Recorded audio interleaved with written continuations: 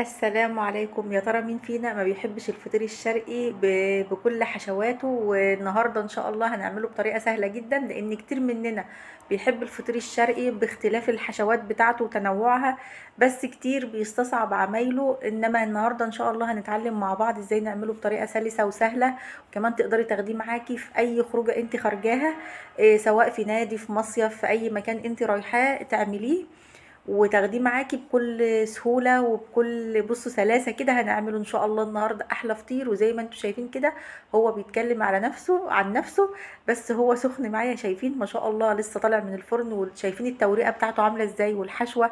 هو بيتكلم عن نفسه، انا مش محتاجة اقول عليه حاجة. ويلا نقول: كريم رسول الله والله اكرم، فهل فقير بين الكريمين يحرم؟ اللهم صل وسلم وبارك على سيدنا محمد وعلى اله وصحبه وسلم. بس اللي بس لسه ما يا ريت عملش اللي لسه ما اشتراك في اشتركش القناة في يا ريت القناة يشترك يشترك ويفعل زر ويفعل زر الجرس لو الجرس عجبكم الفيديو علشان علشان يوصلكم كل جديد. ويلا بينا نقول بسم الله ونصلي على رسولنا الكريم ونبدأ نشوف الفيديو بتاعنا ده الحلو الجميل، اللي هو بيتكلم عن نفسه كده، مش محتاجة اقول عليه حاجة. نشوف عملناه ازاي بمكونات سهلة وبسيطة، بشوية دقيق ومية، وهنتعلم مع بعض ازاي نعمله. هنا معايا 6 كوبايات من الدقيق، حوالي كيلو الا ربع بالظبط. يعني انا وزنتهم وعايرتهم بالكوبايه المعياريه، طلعوا معايا 6 اكواب من الاكواب المعياريه، او كيلو الا ربع من الدقيق. هنا جبت معايا كوبايه ونص من الميه، حطيت فيهم معلقه صغيره من الملح ومعلقه كبيره من السكر، وهدوب السكر والملح في الميه بالشكل ده كده، وهنزل معاهم. انا المقدار هياخد معايا اكتر من كوبايه ونص من الميه، بس برضو انا هضيف الميه بالتدريج علشان على حسب نوع الدقيق. طيب ايه احسن نوع دقيق للفطير؟ احسن نوع دقيق المخبوزات. بس انا الصراحه ما كانش عندي النهارده دقيق مخبوزات كامل، كان عندي حوالي كوبايتين كده من دقيق المخبوزات، وكملت عليه دقيق من اللي هو جميع الاغراض. يعني انا حطيت الاتنين كده على بعض. بس طبعا احسن حاجه واحسن دقيق للفطير ما يتقطعش معاكي ويبقى حلو، هو دقيق المخبوزات. بس هو بياخد وقت في الفرد شويه. هنا كده انا احتاجت كمان ربع كوبايه من الميه، هضيفها. واهم حاجه في الفطير انك انت تعجني فيه مده كبيره عشان تطلعي الجلوتين والعرق اللي في الدقيق، علشان يدي معاكي نتيجه كويسه. يعني اي حاجه بتعجنيها في المخبوزات سواء فطير او معجنات لازم تفضلي تعجني فيها مش اقل من 10 دقايق. هبتدي كده على الرخامه. طبعا افضل عجن هو العجن على الرخامه. تفتحي في العجينه كده وتلميها، تفتحي وتلميها لحد ما العجينه تنعم معاكي، وتبصي تلاقيها خلاص ما عادتش بتلزق في ايدك، وتلاقيها سابت ايدك كده، وكل العجين اللي في ايدك نزل منها زي ما انتم شايفين كده. بتديني معايا النتيجه ناعمه كده. وهبتدي بقى ايه، اعملها رول معايا كده علشان اقسمها. انا هعمل كام فطيره؟ انا هعمل 3 فطاير، فهقسمهم 6 كور. الكوره حوالي هتعمل معايا حوالي 190 جرام او 185 جرام، في الحدود دي كده يعني، بالتساوي بالظبط. يعني انت كده هتعمليهم 6 كور بالظبط. لان انا عندي الصينيه اللي هشتغل فيها، الصينيه معايا حوالي 33 سنتي او 35 سنتي، يبقى الربع كيلو دقيق، لان دول كيلو الا ربع بالظبط. الكيلو الا ربع هيعمل معايا 6 فطاير، قطرها حوالي من 33 ل 35 سم. طبعا هنا انا جبت كيس بلاستيك، فردته في صينيه كده ودهنته بالزيت، ودهنت كرات العجين بالزيت، وهسيبها ترتاح معايا نص ساعه. لازم تسيبيها ترتاح معاكي عشان ايه؟ على ما تجهزي الحشو. في الوقت ده بقى انا كنت قطعت الطماطم والفلفل وجهزت الجبن وجهزت الحشوات بتاعتي وعصقت اللحمه وايه. بس انا ما رضيتش اجيب كل الحاجات دي عشان ايه؟ ما طولش الفيديو. وقطعت معايا الصدوق، لان انا اول فطيره هعملها بالصدوق. هنا كده هدهن الرخامه بتاعتي او السطح، اللي يعني اي حاجه انت هتشتغلي عليها لازم تدهنها بالزيت كويس علشان العجينه تتفرد معاكي. شايفين انا علشان ريحت العجينه مده طويله بتتفرد معايا بكل سهوله. وزي ما قلت لك هو احسن دقيق للفطير هو دقيق المخبوزات. هنا حتى يعني هتفرديه مش هيتقطع معاكي. طب لو اتقطع معاكي مفيش اي مشكلة خالص ان الفطير يتقطع معاكي. طيب هل بيفرق الصيف من الشتاء في عمايل الفطير؟ طبعا بيفرق. لو انت في الصيف يا ريت ما تشتغليش بميه دافيه، يعني انا هنا كنت مدفيه الميه شويه علشان احنا في الشتاء، عشان تسيل معايا العجينه شويه. طب لو في الصيف، في الصيف بصي ما ينفعش تشتغلي باي دقيق غير دقيق المخبوزات، لان هو بطبيعته دقيق جميع الاغراض ده بيكون العرق ما فيش فيه عرق، مع الحر هتسيل معاكي وهتتقطع مش هتعرفي تتحكمي فيها. فزي ما بقولك اهم حاجه انك انت تستخدمي دقيق مخبوزات. هنا هبتدي افرد كده معايا لحد ما ال ما الرخامه تبان معايا كده من تحت العجين.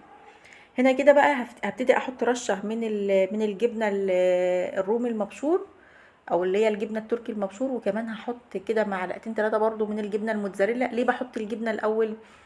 علشان لما اجي احط الحشوه في النص، الجبنه لما تيجي تدخل الفرن تسيح فتمسك لي الحشوه، يعني تمسك الحشوه من اليمتين. يعني انا هحط جبنه من تحت في الاول، وهحط الحشوه بتاعتي ايا كانت بقى الحشوه اللي انت عايزاها. ممكن تعملي مشكل جبن، ممكن تعملي صدق زي ما انا بعمل كده، ممكن تعملي لحمه مفرومه، ممكن تعملي شاورما. الحشوه اللي انت ممكن تعملي جمبري، الحشوه دي بتاعتك انت.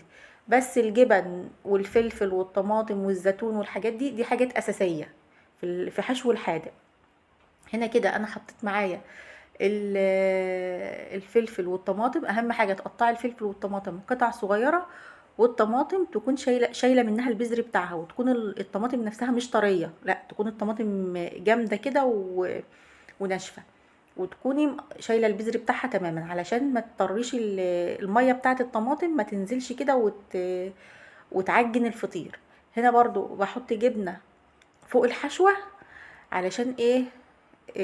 ما برضو الجبنه لما تسيح تمسك الحشوه في بعضها، ما تبقاش اجي اقطع الفطير الاقيها بتسيب مني وبتقع في الارض. هنا انا كنت نسيت احط السمنه معايا، هنا معلقتين سمنه على مكمله الباقي زيت، يعني انا مش مكتره سمنه، انا حاول احط حوالي ربع كوبايه من السمنه، وحاطه كمان نص كوبايه من الزيت. انا مش مكتره سمنه، انا عايزاها يبقى خفيف فمش مكتره سمنه، انا مكتره الزيت اكتر. طبعا تقدري تعمليها كلها بزيت، تقدري تعمليها كلها بسمنه زي ما تحبي، او بزبده، الماده الدهنيه اللي انت عايزاها. هنا كده بطبق الجنب كده معايا، وبحط الجنب التاني عليه بالشكل ده كده. دي القاعده بتاعت الفطيره، لان انا هحطها في 2، يعني دي مش اللي هتبقى الفطيره الاساسيه، لا دي زي ما نقول كده الحشوه الجوانيه بتاعت الفطيره. طبعا ليه بنعمل الخطوه دي؟ الفطاطري لما بيجي يعملها بيفردها كلها، لان الرخامه عنده طبعا بتبقى اكبر من الرخامه عندنا في المطبخ، فاحنا مش هنعرف نعمل فكره الفطيره الكبيره بتاعت الفطاطري. طبعا تقدري تعمليها زيه بس على اصغر، بس هنقعد بقى ثواني كتير وبتاع، لا احنا نعملهم فطيرتين 3 كده والموضوع ينتهي. زي ما انتوا شايفين كده انا بعمل كده بقى ايه الفطيره الخارجيه، هعملها بنفس الطريقه. هشد معايا كده وهرقق وهاخد من جوه على بره لحد ما الاقي سطح الرخامه بتاعي بان من تحت الفطيره كده، يبقى انا كده ايه؟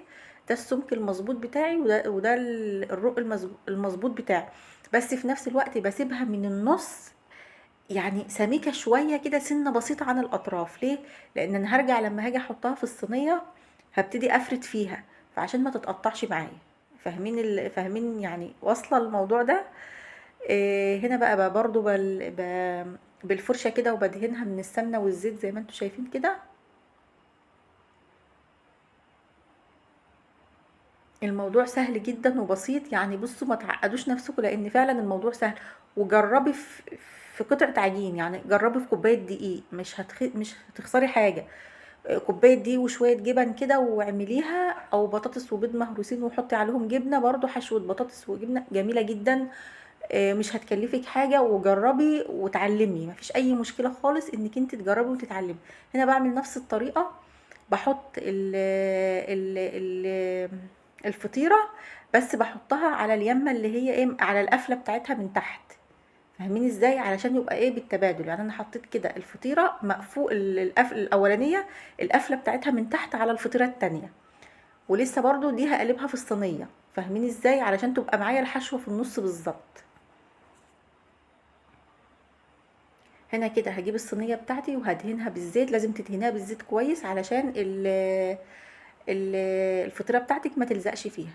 وهقلبها برضو، هخلي القفله بتاعتها من تحت كده، يبقى قفله الفطيره اللي جوه دي لفوق، تحت الفطيره دي كده، يعني لو فتحت دي هتلاقي قفلتها لفوق كده زي ما انتوا شايفين كده. هبتدي بقى اسيبها ترتاح، لو ما لقيتهاش بتتفرد معاكي بسهوله سيبيها 10 دقايق وبعدين ارجعي افرديها في الصينيه بالشكل ده. شايفين بقى انا كنت ليه بقول لكم انا بتسيبي النص من الفطيره سميك شويه عشان لما تيجي تفردي ما تتقطعش معاكي، بتفرديها كده على قد ما تقدري.